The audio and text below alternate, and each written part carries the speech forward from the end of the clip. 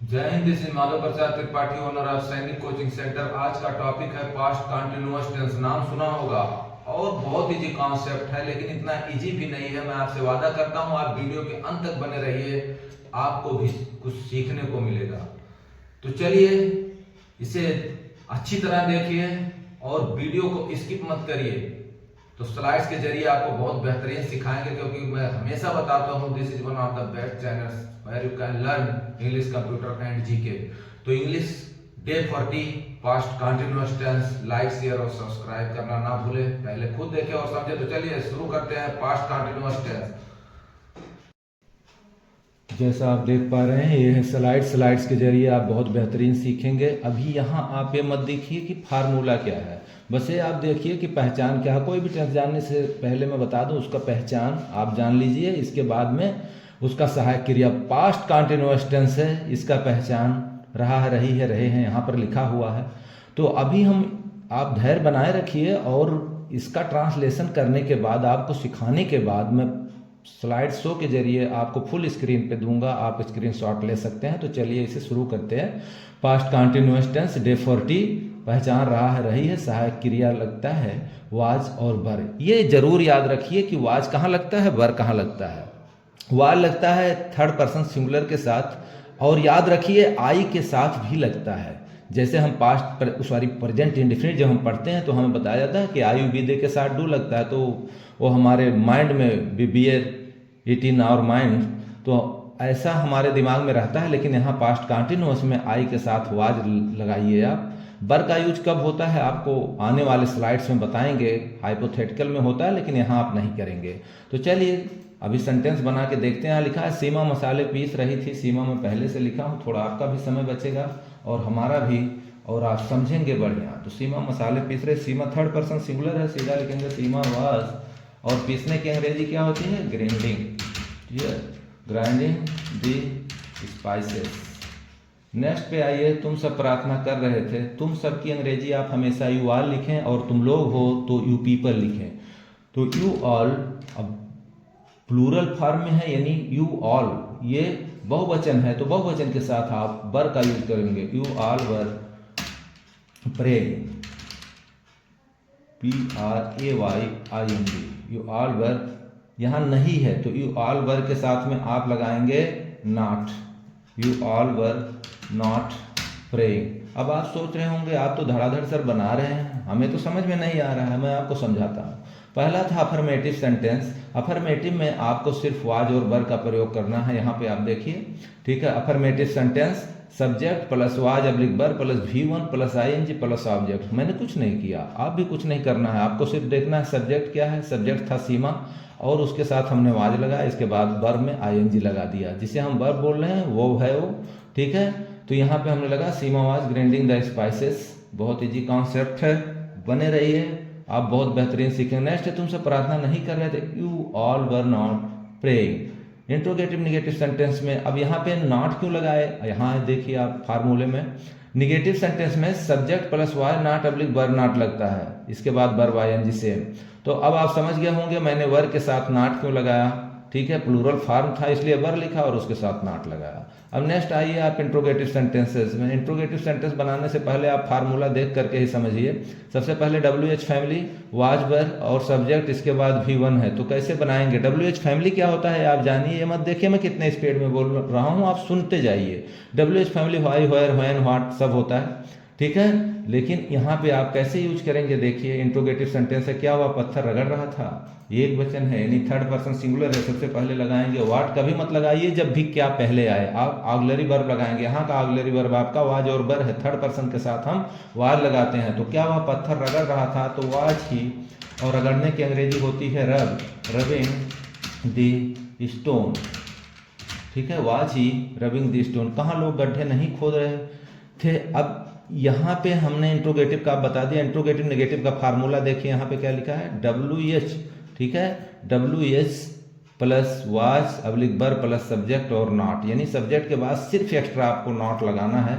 बस आप सुनते जाइए, बहुत अच्छी तरह समझेंगे। इसके बाद क्या करना है, हमने लिख दिया कहाँ लोग, तो WH फैमिली हो गया कहाँ। और याद रखिए कोई भी दुनिया का सेंटेंस जब आप बनाइए तो WH के तुरंत बाद ऑक्सिलरी वर्ब लगाइए, सिर्फ 4 चीज़ों के को छोड़कर, व्हिच, हुज, हाउ मेनी और हाउ मच। ठीक है, तो उसको अभी स्पेशल केस में आपको समझा देंगे। अब यहाँ पे इंट्रोगेटिव नेगेटिव में तो कहाँ है, तो सबसे पहले होयर लिखिए। अब देखना है सब्जेक्ट एक वचन है या बहुवचन है, बहुवचन है यानी प्लूरल फॉर्म में है, लोग है, तो क्या लगाएंगे, वेरी गुड, सही समझे, बर लगाएंगे। ठीक है, तो होयर वर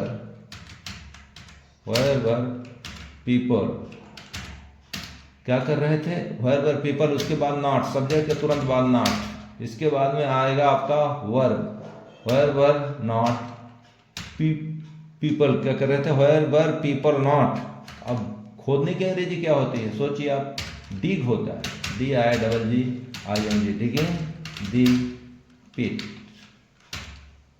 ठीक है, गड्ढे खोद रहे थे, पिट का आप पिट्स भी कर सकते हैं, बहुत सारे अगर गड्ढे खोद रहे हैं तो सेंस पे डिपेंड करता है। उम्मीद करता हूं कि आप अफर्मेटिव, निगेटिव, इंट्रोगेटिव और इंट्रोगेटिव समझ गए होंगे। अब स्पेशल केस क्या होता है वो देखिए। स्पेशल केस को समझने के लिए सबसे पहले आइए फार्मूला देखते हैं। स्पेशल केस के लिए इंट्रोगेटिव, निगेटिव, इंट्रोगेटिव सेंटेंसेज में, स्पेशल केस में WH सब्जेक्ट ऑब्जेक्ट, जैसा मैं आप बताया, which, whose, how many, how much जब आते हैं ये स्पेशल केस माने जाते हैं। इनके बाद में आप तुरंत, ठीक है, ऑक्सिलरी वर्ब नहीं बल्कि सब्जेक्ट या ऑब्जेक्ट लगाएंगे। देखिए ट्रांसलेशन के जरिए बेहतरीन समझेंगे। ठीक है, यहाँ पे देखिए क्या लिखा हो, कौन सा घर, कौन सा के बाद सब्जेक्ट या ऑब्जेक्ट कुछ भी आता है उसे लिखिए, तो आप लिखेंगे व्हिच। ठीक है, व्हिच के बाद में आपको लिखना है कौन सा घर, व्हिच हाउस वाज कोलैप्सिंग, रहने की अंग्रेजी होती है collapsing, COLLAPSING, collapsing, which house was collapsing. ठीक है, अब यहाँ पे लिखा कौन सा पत्थर नहीं लुढ़क रहा था, यानी स्पेशल केस का इंट्रोगेटिव एंड नेगेटिव है, तो देखिए कितना डिफरेंस है दोनों में।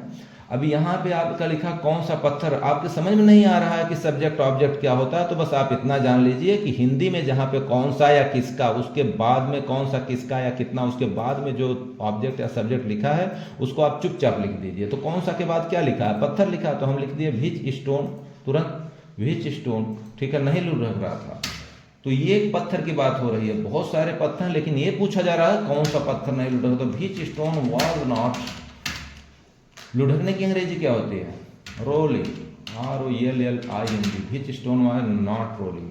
अब आप समझ के होंगे कि क्या है। इसे बेहतर समझने के लिए मैं आपको इसके साथ एक बार समझा देता हूं। जब भी अफर्मेटिव है आप कुछ मत करिए, थर्ड पर्सन सिंगुलर के साथ वाज लगाइए, वर्ब लगाइए एंड, जैसे वह खेल रहा था तो ही वाज प्लेइंग, वह नहीं खेल रहा था ही वाज नॉट प्लेइंग। अगर यही प्लूरल है तो वर्ब के साथ नॉट लगाइए। तो इंट्रोगेटिव, अफर्मेटिव और निगेटिव आपका कन्फर्म है।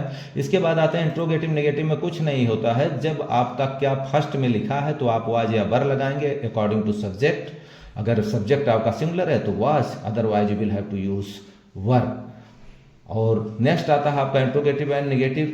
ठीक है, इंट्रोगेटिव नेगेटिव में आप WH फैमिली लगाएं और इसके बाद तुरंत सहायक क्रिया, उसके बाद सब्जेक्ट फिर नॉट लगाएं। बाकी तो आपको आइडिया मिल गया होगा। स्पेशल केस थोड़ा सा ट्रिकी होता है, व्हिच, हुज, हाउ मेनी के तुरंत बाद में सब्जेक्ट ऑब्जेक्ट, उसके बाद में वाज या वर्ब का प्रयोग करेंगे आप। और इंट्रोगेटिव निगेटिव है तो वाज के साथ आप नॉट लगाइए। यही हमने आपको सिखाया है। ठीक, अब स्लाइड्स के जरिए आपको मैं दिखाता हूँ और इसका आप स्क्रीन शॉट लीजिए, बहुत बेहतर आप समझ जाएंगे। ठीक है, देखिए English day 40 past continuous tense, पहचान याद रखिए आप, बहुत ईजी है। 2 चीज़ आपको याद रखना है, पहचान रहे हैं और ऑक्सिलरी वर्ब वाज और वर्ब। याद रखिए वाज थर्ड पर्सन सिंगुलर और आई के साथ भी लगता है। इसके बाद इसका जो है आप स्क्रीनशॉट लीजिए, बहुत अच्छी तरह समझ जाएंगे। ये तो मैं आपको पहले समझा ही दिया हूँ और इसी के सहारे आप सेंटेंसेज बनाएंगे जो मैंने बनाया है और आपको समझाया। और नेक्स्ट स्लाइड पर है, ये रहा आपका सेंटेंस।